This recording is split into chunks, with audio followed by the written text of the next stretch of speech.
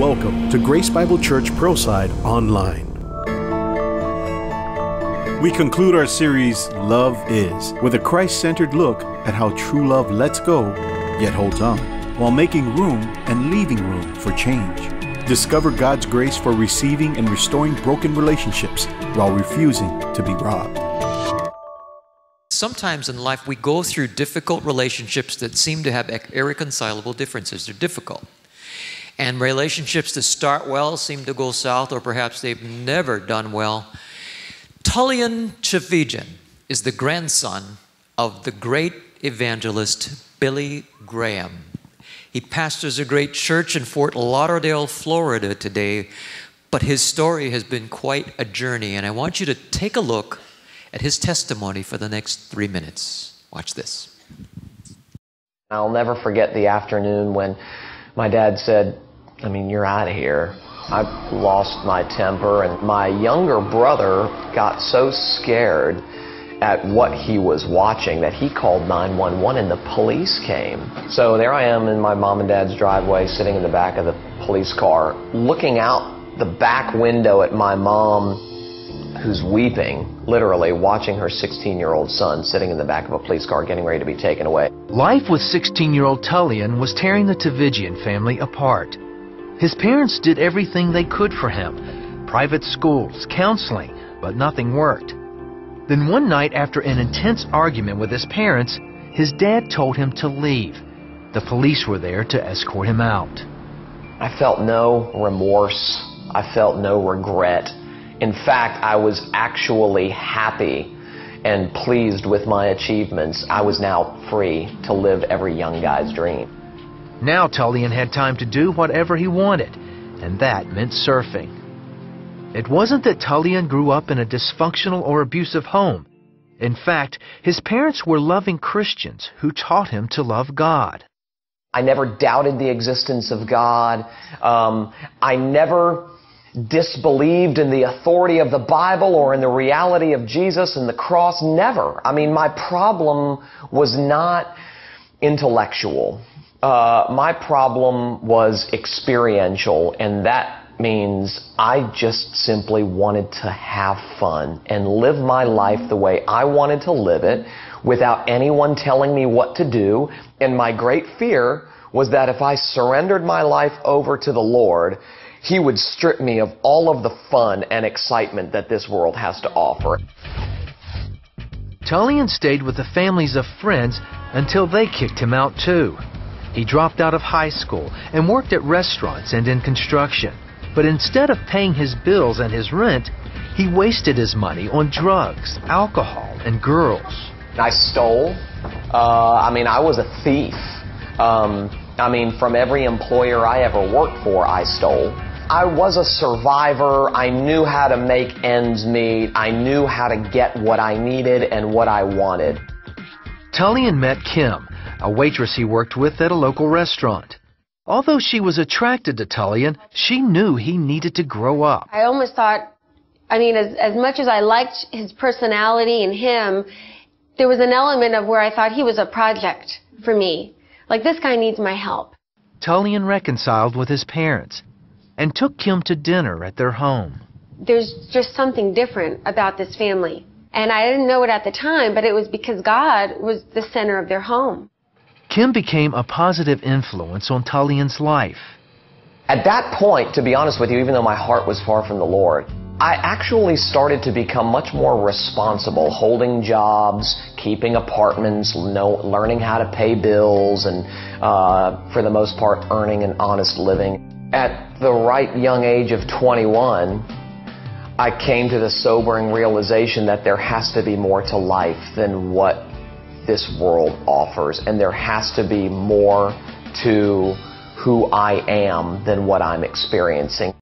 He came to Christ shortly thereafter. His father is a biblical clinical psychologist. His mother is the oldest daughter of the great evangelist Billy Graham and his late wife Ruth.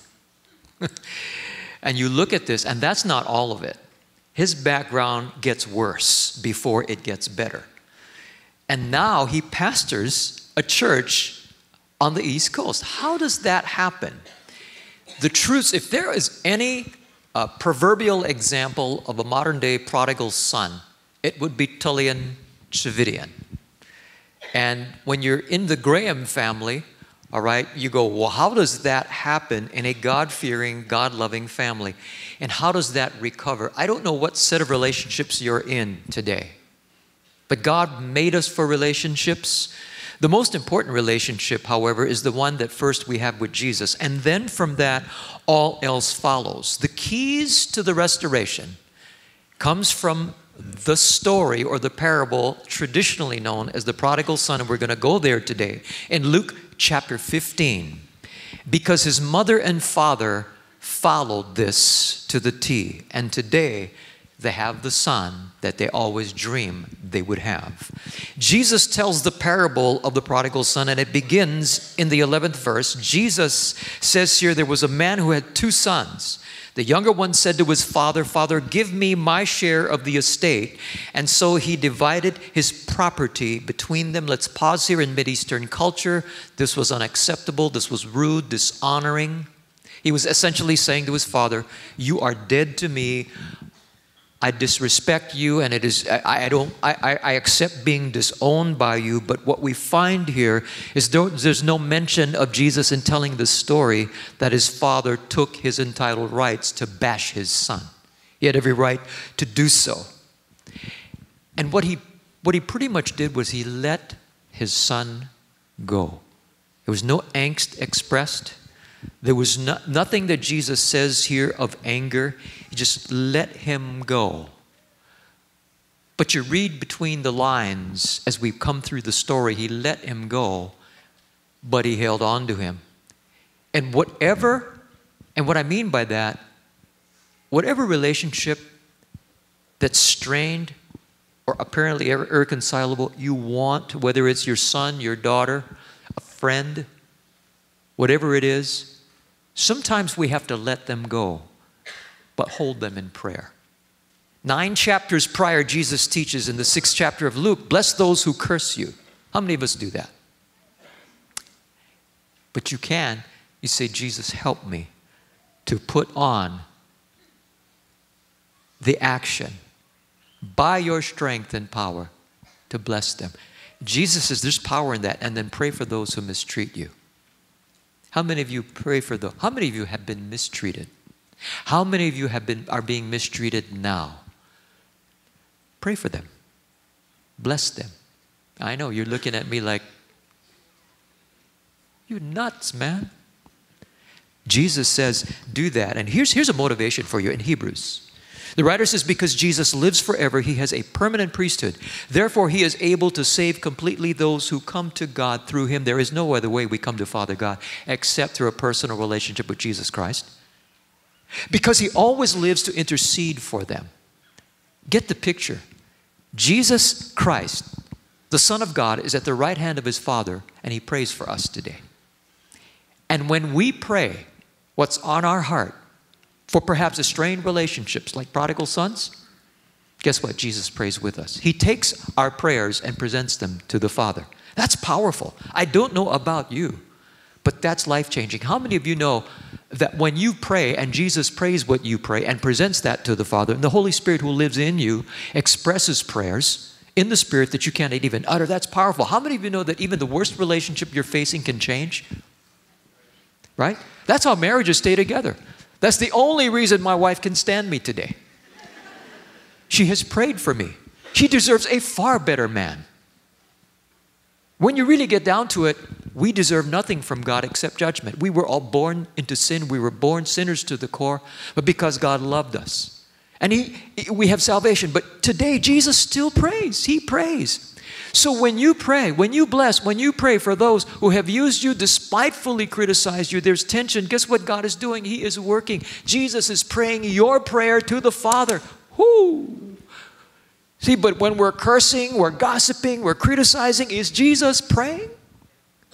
Yeah, he's praying for us. He ain't praying for them to change.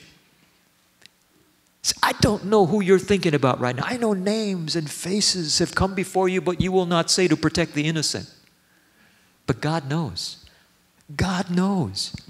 And when we know this, that Jesus is at the right hand of the Father praying with us, for us, and for them, guess what? Here's the key. And here's what the Chavidians,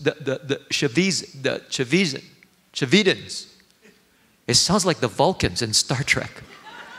This is what Tullian's parents did. This is what they did. You leave room for the work of God and the experience of life to take hold. That's hard. For people you really love, you want to fix them, you want to control them, turn left, turn right, don't do that, do what I say. I know I've been there. I know, look, you're going to crash. And I can save you from that terrible experience. You're going the wrong way. They look at you, they go, that's your story. Don't superimpose your story on my story. I'm different. It's going to be the same. How many of you have lived through life enough to know it wasn't the same?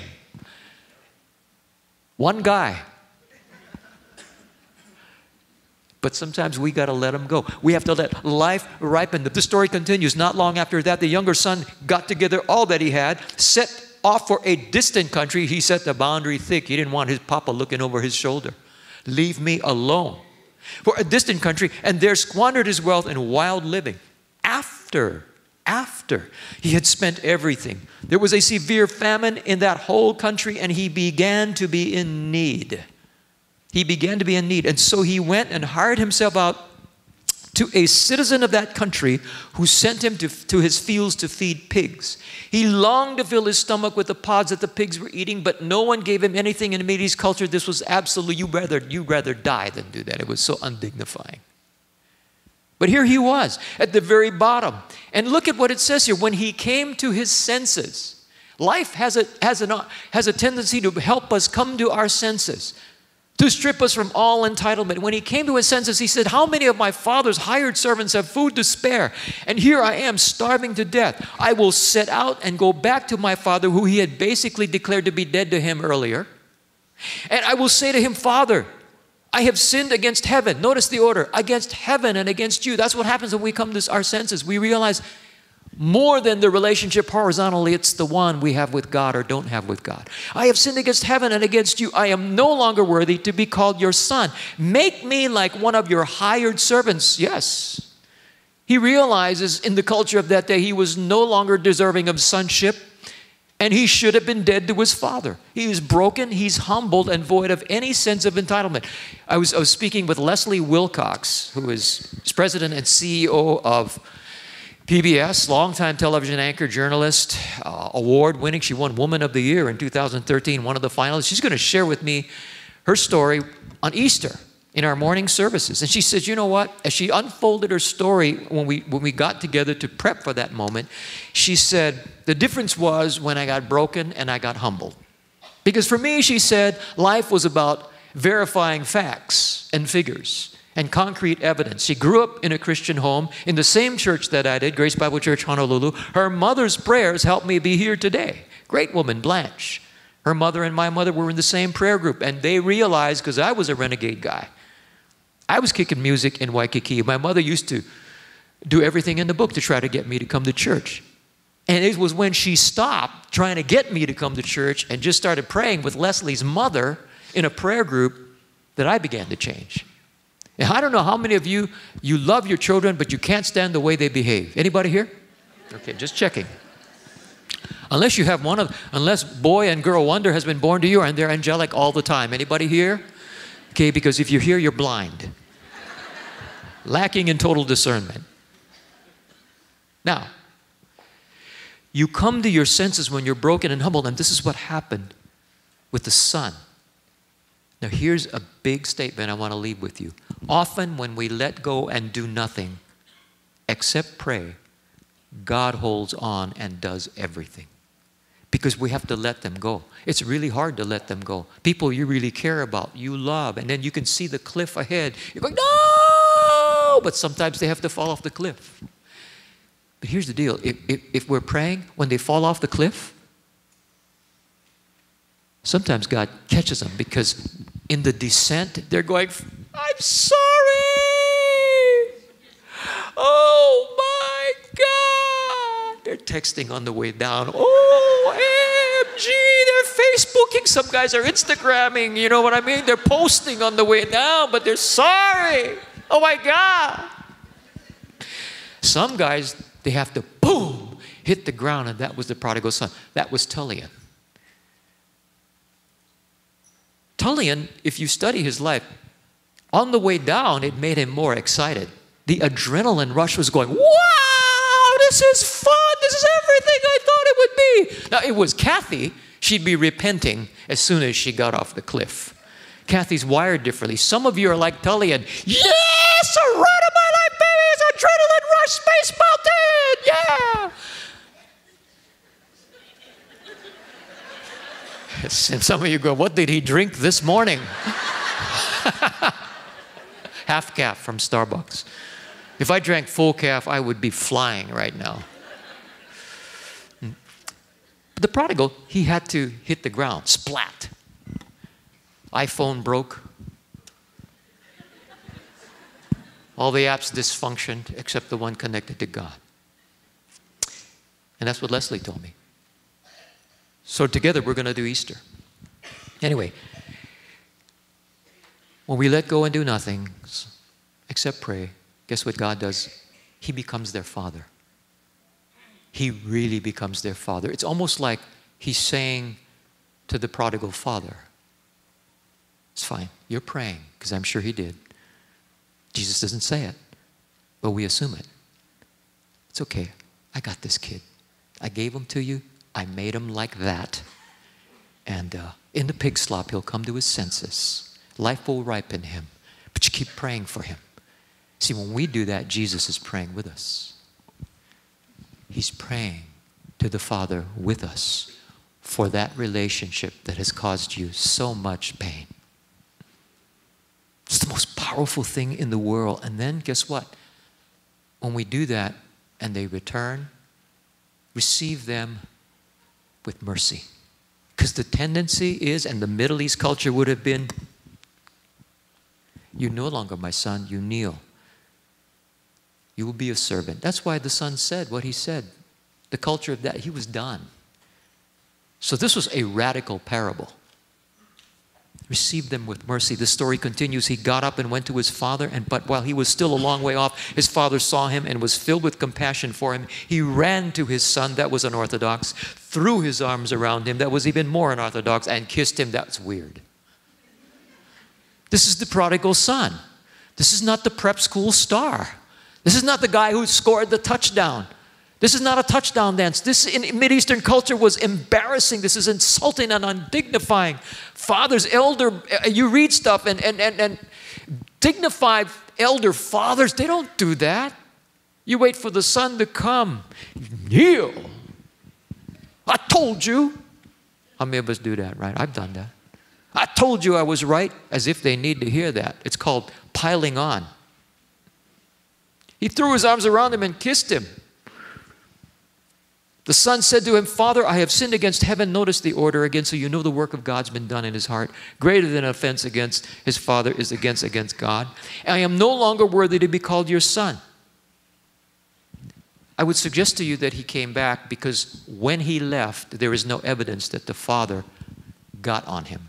The father just let him go. And so I would suggest to you that implied here is he felt safe to come back. And how we let people we love go, even if there's been great tension, will determine whether they come back or not. It's huge. And some of us are in the throes of tension right now. Amazing things have happened when we let go and we let God. But it's so hard, yeah?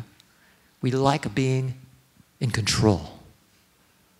For those of you that are parents, and especially in the next service, when your children are in elementary school, they are wonderful. When they're in preschool, when they're infants, they are wonderful. Now, some of you look at me like, man, you're too old. You don't understand. I had no sleep last night. They throw up, they poop, they do all this. But trust me, when they're younger, you are their hero. When they hit adolescence and grow older, you may become their zero. And when you tell them to jump, they go, how come? When earlier, you tell them to jump, they go, how high? The brain is morphing. I was talking to a bunch of youth pastors yesterday, and there was a really smart one. He was a doctor, a young doctor. He started to explain to us about how the brain changes because children are learning to be adults. So rather than taking in rote information, they begin to question, they begin to analyze, they think not just in concrete terms, but they think in abstract terms because they're starting to learn discernment. And you know what? The brain is not fully formed until you're past 25 years of age. Some of you who are younger go, oh, that's why stuff don't make sense. It's a dangerous phase in the mid-20s where you think you know it all and you should have it all, but guess what? You don't. And that's the tension of the next phase. The earlier service, they were riveted. They were like, it's like we had shock therapy at 8 o'clock. There's a mixture here. But you receive them with mercy, and then when they come, restore them by grace. What is grace? Look, let's pick up the story. The father said to his servants, quick, bring the best robe and put it on him. Okay, now, this is the son that has taken a third of the inheritance and squandered it. Lessen the family pool. Put a ring on his finger and sandals on his feet. Bring the fatted calf and kill it. Let's have a feast and celebrate, for this son of mine was dead and is alive again. He was lost and is found. Woo, chee-hoo. So they began to celebrate. See, even some of you look at me like, this ain't time for a party. This is time for a punishment. Discipline. Son, I told you you ain't getting another iPhone. How was that fall down the cliff? Did you think about us? Huh? Did you think about it? You think about what I told you all this time? I told you not to do that.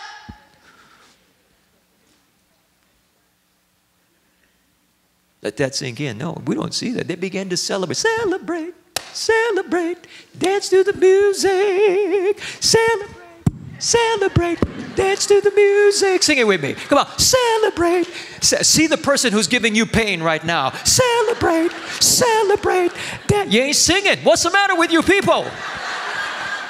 Right? This is what the prodigal's father did. What is he nuts? Here's what should have happened. He shouldn't have ran to his son. He should have waited for his son. He wouldn't even been looking, to be honest. Because his son had already told him, you're dead to me. He rewards his disobedience and insolence. Jesus is telling this story not to be an altruistic truth, but to make a statement to people that were so performance-driven. This is the love of my Father. My Father extends grace and gives you what you don't deserve. That's what grace means. Unmerited, unearned, undeserved favor. And the second meaning of grace in the original language is overcoming power. Enabling power to overcome the weakness and the challenges you face. But here, he says, this is what my love is like. It's granting grace because grace restores. Franklin Graham is the son of Billy Graham, not the grandson, the eldest son of Billy Graham. And he too, like Tullian, had issues. Take a look. The preacher's boy grew up in the mountains of North Carolina, but being the son of the era's foremost evangelist didn't impress him much. And there's you. And there's me. I was listening to my father's preach. You look riveted there. I think I look a little bored. That's As a youngster, Franklin says he was attracted not to the gospel, but to guns and motorcycles, cigarettes and alcohol. He says he tried marijuana just once. He was thrown out of high school and college. I wanted to be a hellraiser, live my own life. And if it made people mad, tough. If it disappointed people, tough. That was kind of my attitude. That's like poster child preacher kid attitude. Well, it was just my attitude, and it was rebellion against God. I didn't want God in my life. I wanted to be free, and I wanted to have fun. Finally, at age 22, his father gave him a choice. Just squared his shoulders up to me and he looked at me. He said, Franklin, he said, your mother and I sense that there is a struggle for the soul of your life, and there's no halfway. Either you're going to have to accept Jesus Christ in what he says and obey him and follow him, or you'll have to reject him. There's no middle ground. My daddy, Dr. Billy Graham. Daddy? He accepted Christ, got married, started a family, and soon embraced the family business. He writes a whole book about being a rebel, published in 1995. We're about the same age today. But Billy Graham, who was about 96 today, and his late wife Ruth, who was a godly woman, did everything they could. But they did everything they could, and then there's the part that only God can do. And they understood the truth of holding their son in prayer while he went off the cliff. But it's not how you start necessarily. It's how you finish, and what you and I do in between is we let go of them, but we hold on to them. See, that's hard to do. Generally, guess what happens? We don't pray, but we try to control and coerce. And that's the exact opposite thing. That's why marriages obliterate. That's why parent-child relationships go south, business partnerships go south, sports teams. Ego gets in the way. Ego says, I will control you. We can't control anybody. Jesus is saying, I am at the right hand of the Father, praying for you and with you. And guess what happens? You know, when God works, he works not only in them, he works in us. He works not only in them, he works in us, because relationships are two ways. In every strained relationship, in every challenge that I have, first of all, I realize it must be Jesus Christ and the power of his Spirit to bring transformation. It must be that. But I also realize that there's responsibility and a formation in me that as God is trying, he's trying to do something in me. And the weight of the responsibility may be 90% on them, because I'm not saying that it's always 50-50, but still we're called to let the Lord change us, and we let God change them. And when God is done changing, letting life ripen us and them, reconciliation can happen. That's what happened with Pastors Brandon and Elwin Ahu, father and son. They both had responsibility and both had to humble themselves and both had to lean in towards each other. Can I hear an amen in the house, somebody? So you like the part where you say, pray for them, Jesus, at the right hand of the Father, praying for them, for them, for them. Guess what? But then the Lord goes, but there's stuff in you too. And then when we do that, guess what? The entitlements go aside and we lean into each other, but it's the power of God that brings the healing. And we extend to each other what we don't deserve. Franklin Graham, here's the story. Franklin Graham, he comes to Christ. He is told specifically and explicitly the gospel, but the parents never force him. He goes south badly. Okay, not as bad as Tullian, but badly. And when he comes to Christ, he gets turned on to World Vision. He gets turned on to Samaritan Purse, an organization globally that is renowned, that helps with the poor, the needy, the famished, those that are victims of disasters. In fact, our Japan teams, our multiple Japan teams that went to Japan, to the tsunami-ridden area to help rebuild the homes. We've sent a number of teams there. Samaritan's Purse said our teams from Grace Bible Pearlside and Every Nation Hawaii were the best. Thank you, Franklin. But Franklin, that became his story. That became his song. That became his dance. But in 2000, the year 2000, his father at 82 contracted Parkinson's. And they realized the baton needed to pass for the great Billy Graham Evangelistic Association. And there was enough influence to say, Franklin, you are the successor, you are the man. But there were many who said, no, he's not deserving. Of course, Billy and Ruth didn't think that way. They wanted their son to take over. But there was objection. Why? Because they were measuring him by what he had done in his past. Come on. When we confess our sins and we come to Jesus Christ, he forgives us our sins and cleanses us from all unrighteousness. There's no record of what we've done before in heaven. It's done. It's finished. But amazingly, with Franklin, he faced the opposition until eventually grace prevailed and he was the son who was given the inheritance. He's over it today. but not without going through some struggles from Christians, from believers, well-meaning people. My question to you is, do we stiff-arm people who need grace and mercy because we want them to earn and perform our love again? Love is God. God is love as we close this series. And love is full of mercy and grace. Yes, there's a place for truth. But I think we live in a day where truth prevails far greater. I struggle with that. I've grown up in these islands. I've grown up in American culture. And I have to allow the Lord to reframe my soul and spirit constantly. But let's get to the root. I want to close with this. Refuse to be robbed.